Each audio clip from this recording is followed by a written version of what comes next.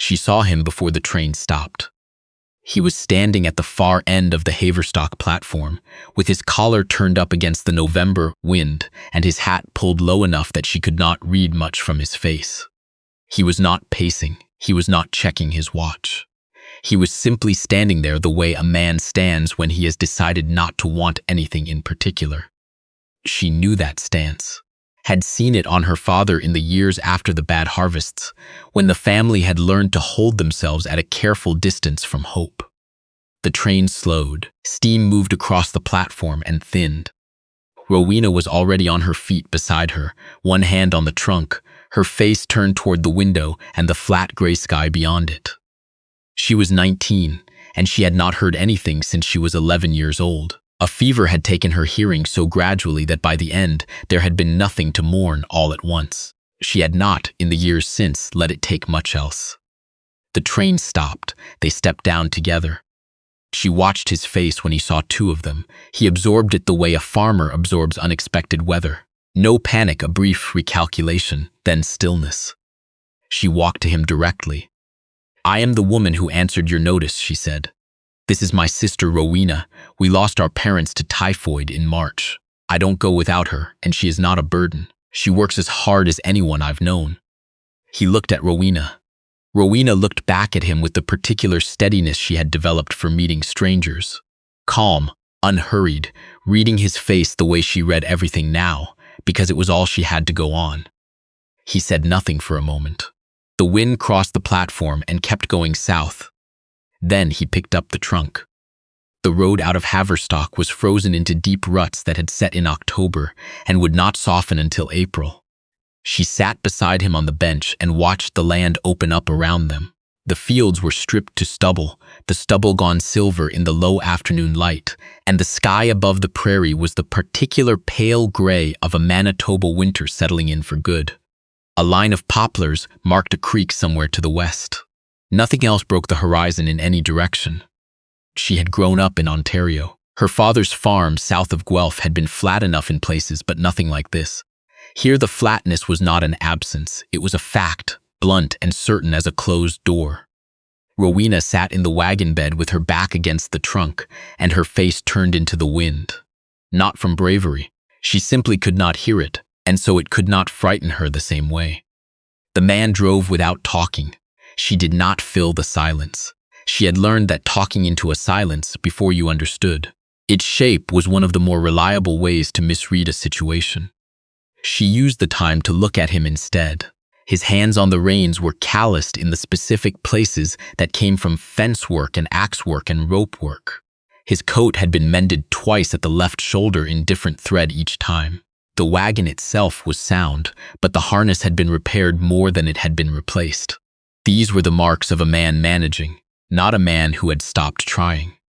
The farm came into view after 25 minutes. A house, a barn, a low outbuilding, a fence line that was true on two sides and uncertain on the third. The yard between the house and the barn had been kept clear. A man who gives up does not bother keeping the yard. She climbed down before he could help her and went to the house. 3 rooms. She moved through them the way her mother had taught her to move through any new place, not looking for problems, looking for what was there. The kitchen had a stove that worked better than it looked, and a window facing east. She set her sewing basket on the windowsill without thinking, the way you put something down, in a place that feels right before you know why. The main room had a table, 2 chairs, a shelf with a Bible and a seed catalog, and a tin of tobacco with nothing in it. The bedroom had been straightened with effort. There was a second quilt folded at the foot of the bed. She stood in the doorway of the bedroom for a moment. The second quilt told her that he had been uncertain. Uncertain meant he had thought about it. Thought about it meant she still had something to work with. She came back out. Rowena was in the kitchen, crouched in front of the stove with the damper open, reading the fire the way she read everything else, through proximity, through attention, through touch. She looked at him. "Where is the well?" He told her. She rolled up her sleeves. It was Rowena who found the kitchen garden. The morning after they arrived, before the light was fully up, she had gone out the back door and stood at the edge of it for a long time. When the woman came out with her coffee, Rowena pointed. The garden was roughly a third of an acre, bounded by fence posts with no wire strung between them. It had gone to grass and thistle over what looked like 2 full seasons. The thistle had seeded and browned, and the seeds had settled back into the cracks in the hard surface. And the whole thing had the particular look of ground that has decided it is finished. She stood beside her sister and looked at it. Rowena signed something, her hands quick in the cold air. Who kept it before? She looked at the house, at the way the curtains in the kitchen had been taken down and not replaced, at the gap on the windowsill beside where she had just set her basket, the clean rectangle of slightly less faded paint where something had always sat until it didn't. I don't know yet, she said, but I know what it needs. Rowena nodded once, reading her face. She found the spade under the eave on the south side of the house, its blade rusty along the edge but the handle sound. She hefted it once and carried it out to the southeast corner of the garden, where the light would sit longest. The ground pushed back when she set the blade against it, hard but not dead. Her father had told her once, standing in his own garden in Guelph on a morning not unlike this one, that the difference between hard ground and dead ground was the most important thing a person could know about soil. Dead ground was done. Hard ground was only tired. It had stopped being asked for anything, and so it had stopped offering. You broke it open, and you fed it, and you waited. That was the whole of it. She pressed her boot against the blade. The crust gave. The man came around the corner of the house some time later and stopped when he saw her. She did not look up. She heard him standing there, the small shift of his weight, and then after a while, he went back to whatever he had been doing. She heard the axe start up behind the barn. She worked the southeast corner through the morning. She found the rhythm of it, the resistance, the give, the smell of soil turning that was the same regardless of where the soil was. Ontario soil, Manitoba soil, different weights, same promise. Rowena came out at mid-morning with water and watched for a while. Then she crouched down at the edge of the turned earth and pressed her fingers into it the way she pressed her fingers against the wall of the house when she wanted to feel whether the fire had taken hold in the stove. Reading by touch, the way she had learned to read everything. She looked up and signed, dry, but not all the way down. No, the woman agreed, not all the way down. The first week established itself the way first weeks do on farms, by the work it required.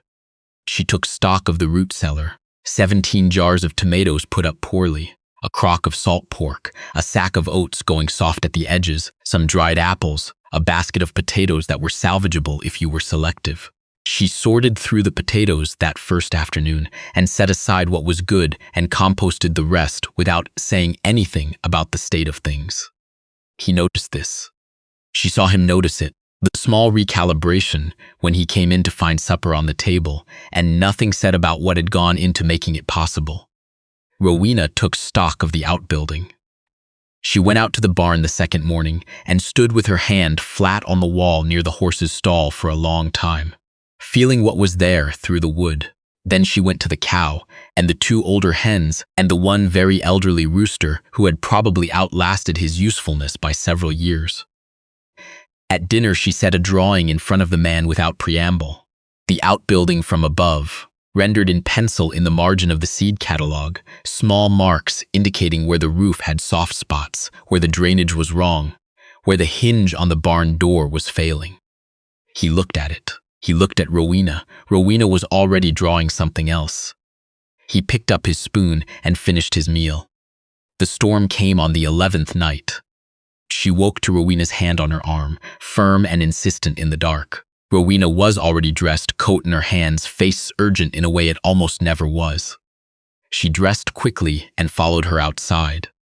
The sky to the northwest was clear, stars cold and thick, but the ground was vibrating in the particular way it vibrated before a pressure change. A low, steady pulse she could feel through the soles of her boots even if she could not have named it. Rowena had already gone to the barn. The man came out of the house with a lantern before she reached the barn door. He had been woken by the horses, which were moving against their stalls in a way that carried through the boards of the house. He stopped when he saw the 2 of them already in the yard. Storm, she said, from the northwest, an hour, maybe less. He looked at the clear sky. My sister feels things we don't, she said, which was not entirely accurate. Rowena felt what came through the ground and through walls and through the wood of buildings because she had spent 8 years learning to read what she could no longer hear. She had become so good at it that it had stopped seeming remarkable to either of them. It was simply how Rowena knew things. He went into the barn without further discussion. The storm came in 40 minutes. It came from the northwest exactly as Rowena had known it would, and lasted most of the night. In the morning, the fence on the south side was down in 2 places and a section of the outbuilding roof had lifted. The horses were unhurt. The cow was unhurt. The rooster had relocated himself to the highest corner of the hen house and seemed satisfied with the arrangement. He stood at the barn door looking at the storm's work. She came out with his coffee and he took it. He said, "How long has she been doing that?" "Since she was about 12, she said, "right after the fever." He nodded. He drank his coffee and looked at the fence line and began calculating the repair in the way men calculate repairs, quietly from the outside in. She went back to start breakfast. The neighbor came on a Wednesday in December. A woman named Mrs. Thwaite from the quarter section to the east, arriving in a low cutter with 2 gray horses, and a face arranged into what she probably thought was an expression of neutral concern. She came to the door while the man was out on the fence line. Rowena had gone with him. She had taken to shadowing him in the afternoons the way she had once shadowed her father, not intrusively, just present, useful when she was needed. Mrs. Thwaite accepted coffee and sat at the kitchen table and talked about the weather and then said she didn't want to make a thing of it. But people in Haverstock were talking. A woman arriving with her sister, no ceremony, no announcement. Some of the women especially. She understood the man had his needs and the farm had its needs, but she felt it only neighborly to mention what was being said, in case he wanted to address it. She listened without shifting in her chair. When Mrs. Thwaite had finished, she refilled the woman's cup. "I answered his notice," she said. "My sister is my responsibility and my company. The arrangement is practical." Mrs. Thwaite looked at the sewing basket on the windowsill, at the neat kitchen, at the stack of darning on the chair beside the stove. "I see," she said. She did not ask what Mrs. Thwaite saw. She refilled her own cup and let the silence sit where it was. She had traded 2 afternoons of mending work for a sack of bone meal from Dunmore's store in Haverstock. The merchant had looked at the sack and then at her with the mild confusion of a man who could not quite place the request. She had not explained herself. She carried it home in the wagon and worked it into every row she had opened since October, pressing it down into the broken earth by hand, 1 cup per square foot, then turned it again with the fork. 2/3 of the garden was ready before the freeze came in December. She covered the rest with straw and promised herself the spring. Through December and January, she learned the particular silences of the house. The man moved through it quietly, which was not the same as softly. He was not trying to be unheard. He simply did not produce noise he had no use for. She had grown up in a house full of her mother's sound. Singing, talking, the particular energy of a woman who believed silence was something that needed filling. She had assumed all houses were like that. This one was not. She adapted faster than she expected. In February, she found the ledger. He had not left it for her to find. She was nearly certain of that. He had left it on the table when he was called out to check the south fence in a hurry, and she had come in from the cold and seen it sitting open, the columns of figures in his careful hand, the number at the bottom right of the right-hand page. $187 due in June, a Winnipeg merchant's name at the top. She sat down and looked at it for a long time. The lamp was low. The house was quiet except for the sound of Rowena moving in the next room. She heard him come in from outside and closed the ledger and set it back exactly where it had been. When he came to the table for supper, she did not look at it, and neither did he. But she had seen it, and now she had the whole of it. The ground came back in the 2nd week of April, not gradually. The frost gave buffalo night and left the yard dark and soft and willing, the way the prairie gives itself back after a Manitoba winter, all at once as if it had simply decided. She had been pressing her heel to the garden's edge each morning since March, testing. The day it went in clean, she was at the barn door with her spade before he had finished his coffee. She had carried seeds from Ontario inside the sewing basket, tucked under the ball of dark thread in a paper envelope her mother had folded and labeled in her careful hand. 4 kinds of beans, 2 of squash, carrot seed, a paper twist of turnip. They had come from her mother's garden to the city when the farm was sold, and then from the city onto the train, across the Canadian Shield, out onto the prairie. She had not opened the envelope since Hamilton. She set it on the windowsill beside the basket and left it there until she was ready. Rowena worked the middle rows, heel to blade, methodical and thorough, in the way of people who have learned thoroughness, not by instruction but by necessity. He came out mid-morning and stood at the garden's edge. She did not stop what she was doing. After a while, he walked to the far end of the plot, where the hard pan had come back thinnest, and picked up the heavy spade she had left leaning on the post. He began to break it open with his full weight behind the blade, turning it once, and then again. She followed behind him with the smaller fork, working the tilth finer. They did not talk much while they worked. At noon she went inside and brought out bread and cold pork, and they ate standing at the garden's edge, and then went back to it.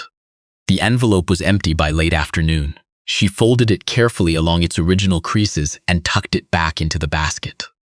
By evening, the first 3 rows were in. The soil lay dark and even in the low spring light. The summer was what she had worked toward and tried not to count on. The garden came up the way her mother's garden had always come up. Slowly at first, then all at once. By July, there were more beans than the 3 of them could eat. Rowena began taking the surplus to Dunmore's store in Haverstock on Wednesday mornings, driving herself in the wagon with a list and a basket covered in cloth. She came back the first time with $2.80 and a folded note from Dunmore, asking if there would be more squash. The woman added the $2.80 to the small notebook she had started keeping in May. By August, the garden was yielding more than she had planned for. The root cellar filled. She put up tomatoes in the evenings, then beans, then the first of the squash, working at the stove while Rowena sat at the kitchen table and maintained a running sign language commentary on the rooster outside the window, whose behavior had grown increasingly erratic as summer wore on. He came in once during this and watched Rowena sign something elaborate, and watched the woman try to suppress a smile before she answered. He did not ask what had been said, but she noticed that after that evening, he would sometimes glance toward the window when the rooster was visible in the yard, checking on whatever Rowena had found so noteworthy about the animal. She did not remark on this. The wheat came in the first week of September, 8 days earlier than he had expected. He brought in 3 men from Haverstock for the threshing, and she kept them fed across 4 days. Rowena carried water from the pump to the field without being asked, back and forth all day, setting the bucket down every 30 feet because it was heavier than she had thought, but not stopping and not saying anything about it. On the 4th evening, he drove the loaded wagon toward town and was gone most of the afternoon. He came back with a receipt in his coat pocket and a box of good tea from Dunmore's that he set on the table without explanation. She looked at the tea, then she brought out the notebook. He sat down and looked at the columns she had kept since May. The dates, the amounts, Rowena's Wednesday trips, the accumulating totals, the number at the bottom. $74.30. He was quiet for a long time. She got up and put the kettle on. She heard him turn back a page, then another, reading from the beginning. She said, "From the stove, the wheat will have brought in more than enough for the rest." He did not answer right away. When she turned around, he was looking at the notebook with the expression of a man adding and re-adding a column he does not quite trust himself to have read correctly. "The debt," he said. "Gone," she said. "There's a remainder on the right side." He set the notebook down. He looked at the window, at the garden visible in the fading evening light, the turned rows and the last of the season's yield still standing at the far end. She poured the tea. He sat at the table a long time after his cup had gone cool, and she moved around him without comment, the way she had learned to move through the particular silences of this house. And eventually she went to check on Rowena, and when she came back, he was still at the table, looking at nothing in particular. The lamp burned down, and they went to their separate rooms, and the house was quiet, and the prairie outside was flat and dark in every direction, and somewhere on the south fence a loose post knocked once against its wire and then was still. In October, after the garden had been turned and covered for winter, and the root cellar was fuller than it had ever been since she had arrived, he came in from the barn one evening and stood at the kitchen table without sitting. She looked up from her mending. "I think we ought to marry," he said. "It's the practical arrangement. People will stop talking, and it's the right thing for the farm." She set down the mending. She looked at him steadily. He was watching her without anxiety, the way he watched most things, as if he had thought the matter through and was simply waiting to see what she thought of it. "I'll need to speak with Rowena," she said. He nodded as if this was exactly what he had expected. Rowena was in the next room. She went to the doorway and signed, "He has asked if we should marry. What do you think?" Rowena looked at her for a moment. Then she looked past her at the man, visible at the kitchen table, his hands resting flat on the wood. She signed back, "He built a shelf for your basket. In September, by the east window. He thought you hadn't noticed." The woman turned to look. There was a narrow board beside the east window that she had assumed was always there. She looked at it carefully for the first time. The wood was new. The nails were recent. It was at the exact height that put the basket level with the windowsill, steady on both. She had set her basket on the windowsill the first evening she arrived, without thinking, the way you put something down in a place that feels right. He had noticed. And then, months later, he had built the place to make it permanent. She turned back to Rowena. Rowena signed, "Yes." She went back to the kitchen. He was still where she had left him. "Yes," she said, "the clerk's office when it suits." He said Thursday. She said Thursday was fine. They were married on a Thursday in November, with the clerk and his assistant as witnesses and the ink still drying on the page when they came out. Rowena was standing on the step in the cold, her breath visible in the air, her hands folded in front of her. When they came through the door, she looked at her sister's face and then at the man's. She read whatever was there.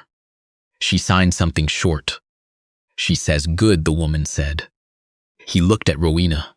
Then he raised one hand and signed back, slow, imprecise, recognizable. The sign for good that he had been watching Rowena use for 4 months. He had been paying attention in a way he had not announced.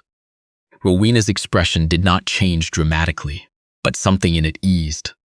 They drove home on the same road. The prairie was cold and silver and enormous in every direction. She sat beside him on the bench. Rowena sat in the wagon bed with her face into the wind and her coat pulled close.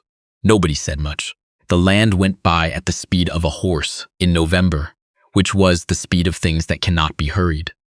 On a Sunday in February, while she was at the table going over the spring seed order, she heard him in the front room doing something with a hammer. Measured, careful, not hurried. She did not go to look. The work paused, then resumed, then stopped. That evening, when she went to hang her coat, there were 2 hooks beside the door. One had always been there. The other was new, set lower by an inch, at the height that was right for Rowena's coat, not quite right for hers. She hung her coat on the old hook. She did not say anything about the new one. He sat down at the table and picked up his book. She sat down across from him with her mending. The lamp between them held its light, steady and even.